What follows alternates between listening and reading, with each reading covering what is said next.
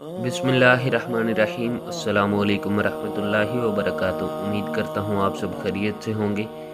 आज का हमारा अमल रिज़्क़ में बरकत के हवाले से है, माल व दौलत के हवाले से है। अगर आप रिज़्क़ में बरकत चाहते हैं, माल व दौलत में फरावानी चाहते हैं, ढेर सारा पैसा हासिल करना चाहते हैं, या आपका कोई माली मसला है, आप कर्ज़ से निजात हासिल करना चाहते हैं, या आपको अचानक पैसों की ज़रूरत है, आप ज़रूरत को पूरा करना चाहते हैं, रिज़्क़ की तंगी को दूर करना चाहते हैं, या आपके पास नौकरी नहीं है, जॉब हासिल करना चाहते हैं, या आप अपने कारोबार में बरकत चाहते हैं, इस मुख्तसर से अमल को आप कर लीजिए। इंशाअल्लाह इस अमल की बरकत से आपका हर मसला हल हो जाएगा, आपकी तकदीर बदल जाएगी, आपकी ज़िंदगी बदल जाएगी, आपकी ज़िंदगी खुशहाल बन जाएगी।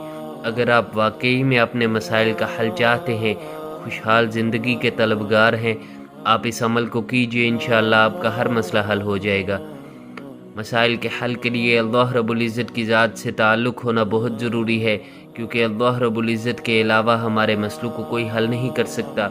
अल्लाह रब्बुल इज़्ज़त के अलावा हमारी परेशानियों को कोई दूर नहीं कर सकता। अल्लाह रब्बुल इज़्ज़त से अपने मसाइल को हल करवाना ये बहुत ही आसान है। उसके लिए नमाज की पाबंदी और 100% गुनाहों को छोड़ना, ये दो काम करने बहुत ज़रूरी हैं। आप इन दो बातों पर अमल करते हुए वजीफ़ा को कीजिए, इंशाअल्लाह आपको ज़रूर फ़ायदा होगा। अमल की तरतीब से पहले मैं आपको चंद बातें अर्ज़ कर दूं, जिनसे अमल की तासीर में इजाफ़ा होगा और आपको ज़्यादा फ़ायदा होगा। आपने इस अमल को मुसल्ले पर बैठ कर करना है।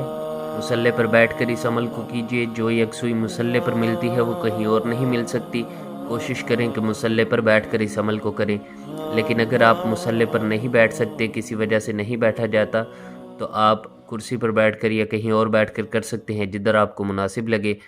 और जिधर भी बैठकर आप इस अमल को करें, वहीं अपना रुख किबला की तरफ मोड़ दें। किबला रूह होकर आपने इस अमल को करना है। रात को इशा की नमाज के बाद आपने इस अमल को करना है। कोशिश करें कि इशा की नमाज के बाद ही करें, लेकिन अगर किसी मसरूफ़ियत की वजह से आप इशा की नमाज के बाद नहीं कर सकते, तो आप दिन में किसी भी वक्त कर सकते हैं, कोई पाबंदी नहीं है। और अमल से पहले आपने 2 नफल हाजत की नीयत से पढ़कर इस अमल को करना है। ज़ोहर, मगरिब और इशा की नमाज के बाद नफल पढ़े जा सकते हैं। आपने 2 नफल हाजत की नीयत से पढ़कर इस अमल को करना है, और दिन में किसी भी वक्त किया जा सकता है, कोई पाबंदी नहीं है। और 3 दिन आपने इस अमल को करना है, मुसलसल 3 दिन आपने इस अमल को करना है। मखसूस अय्याम में आपने इस अमल को नहीं करना। 3 दिन आप इस अमल को कीजिए। इंशाअल्लाह मैं यकीन के साथ कहता हूँ कि जैसे मैं बताऊँगा, अगर आपने वैसे ही इस अमल को कर लिया तो आपका हर मसला हल हो जाएगा, आपकी हर परेशानी इस अमल की बरकत से दूर हो जाएगी। अल्लाह रब्बुल इज़्ज़त की ज़ात बड़ी मेहरबान ज़ात है। अगर हम खुद को अल्लाह रब्बुल इज़्ज़त की ज़ात से जोड़ लें तो हमारे मसले भी हल हो जाएंगे। इसलिए नमाज की पाबंदी लाजमी है, और 100% गुनाहों से ख़ुद को बचाना है। गुनाहों से बचाना है, जानबूझकर कोई गुनाह नहीं करना, और अगर हो जाए तो फ़ौरन तौबा करनी है। तौबा का दरवाज़ा हमारे लिए हर वक्त खुला है। आप फ़ौरन तौबा कीजिए और गुनाहों से ख़ुद को बचाइए। अगर हो जाए तो तौबा कीजिए और ना करने का इरादा कीजिए। आज ही से ये इरादा कर लें कि हमने आइंदा अल्लाह रब्बुल इज़्ज़त की नाफरमानी नहीं करनी, अल्लाह रब्बुल इज़्ज़त को नाराज़ नहीं करना। फिर ही आपको वजीफ़ा का फ़ायदा होगा, वरना आपको वजीफ़ा का कोई फ़ायदा नहीं होगा। ये मुमकिन नहीं है कि हम उस देने वाली ज़ात को, अल्लाह रब्बुल इज़्ज़त की ज़ात को नाराज़ भी करते रहें और हमारी परेशानियां भी दूर हो जाएं। ये कैसे मुमकिन है? अल्लाह रब्बुल इज़्ज़त के अलावा कोई रिज़्क़ देने वाला नहीं है। अल्लाह रब्बुल इज़्ज़त के अलावा कोई गुर्बत को दूर करने वाला नहीं। अल्लाह रब्बुल इज़्ज़त के अलावा कोई परेशानियों को दूर करने वाला नहीं। अमल की तरतीब सुन लीजिए। उससे पहले अमल की ख़ास इजाज़त के लिए हमारे चैनल को सब्सक्राइब कर लीजिए। इस अमल की आम इजाज़त सबके लिए है, ख़ास इजाज़त के लिए हमारे चैनल को सब्सक्राइब कर लीजिए। सबसे पहले आपने 2 नफल हाजत की नीयत से पढ़ लेने हैं, और वहीं मुसल्ले पर ही बैठे आपने सर को झुका लेना है, आँखों को बंद कर लेना है। उसके बाद आपने या अरहमर राहिमीन पढ़ना है। 3 मरतबा आपने इसको पढ़ना है। उसके बाद आपने सूरह कौसर पढ़नी है। सूरह कौसर पढ़ने के बाद 27 मरतबा 27 टाइम्स आपने सूरह कौसर को पढ़ना है बिस्मिल्लाह के साथ।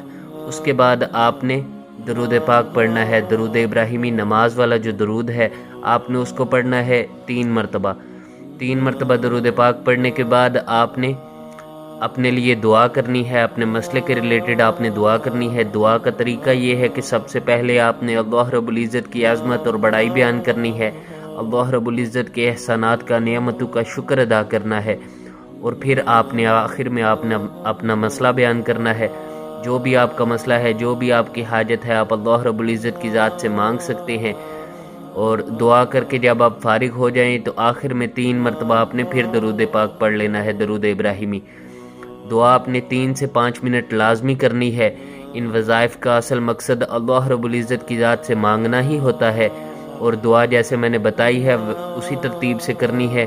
سب سے پہلے آپ اللہ رب العزت کی عظمت اور بڑائی بیان کریں، اس کے بعد اللہ رب العزت کے احسانات کا، نعمتوں کا شکر ادا کریں، اور پھر آپ اپنا مسئلہ بیان کریں۔